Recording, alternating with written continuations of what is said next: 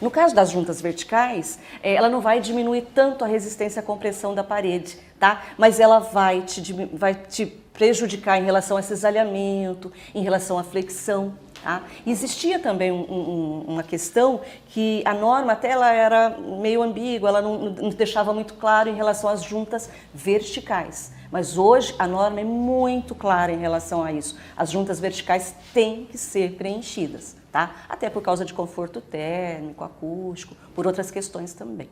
Em relação ao preenchimento das juntas horizontais, a gente já sabe que ela tem que ter 10 milímetros, né? Como é que eu vou fazer essa junta, tá? Eu vou fazer ela só no sentido longitudinal do bloco, ou eu vou fazer também no sentido longitudinal e também no sentido transversal do bloco?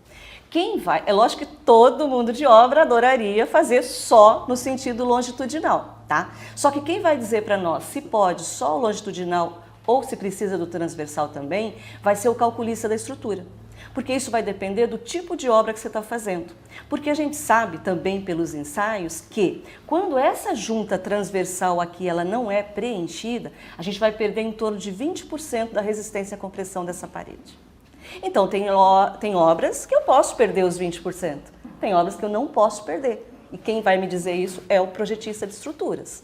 Tá? Então prédios baixos, sobrados e tal, eu poderia trabalhar só com sentido longitudinal. Você vai reparar que os prédios mais altos a gente tem que trabalhar no sentido transversal também. Não, os traços para alvenaria estrutural eles são bem rigorosos, porque você precisa avaliar várias características da argamassa que tem que ser compatíveis com a base que você está usando.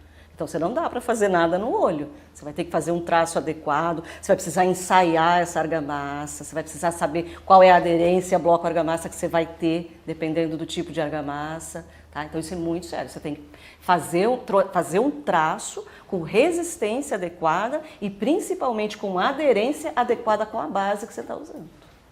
Tem consistência adequada, dependendo do equipamento que você vai usar, tem a aderência, porque na alvenaria estrutural, quando a gente está... A resistência à compressão é uma característica extremamente importante, mas tão ou mais importante do que a resistência à compressão é a aderência bloco-argamassa. Tá? A gente vai ver a forma como as paredes rompem, elas nunca vão romper por compressão, elas vão romper por flexão, por tração no bloco. E quem promove isso é a aderência bloco-argamassa. Tá? Então, se a argamassa não tiver uma consistência adequada, não tiver uma aderência adequada, não tiver um traço que tenha condições de segurar essa água de amassamento para realmente fazer a percolação bloco-argamassa, você vai perder resistência nessa parede, significativamente. Usualmente, essa argamassa vai ter em torno de 70% da resistência à compressão do bloco que você está usando. Isso para falar de resistência. Tá? Em média, 70% da resistência que você está utilizando de bloco. Então, um bloco de 6, você trabalharia com argamassa aí entre 4,5 e 5 MPa. Não dá para falar qual que é uma melhor, né? Mas elas têm que ter essas características adequadas para a alvenaria. Tá? Elas têm argamassas, por exemplo, que contêm cal. São as melhores argamassas para a alvenaria estrutural. Então, às vezes você compra uma argamassa industrializada, mas não necessariamente elas têm cal na sua composição.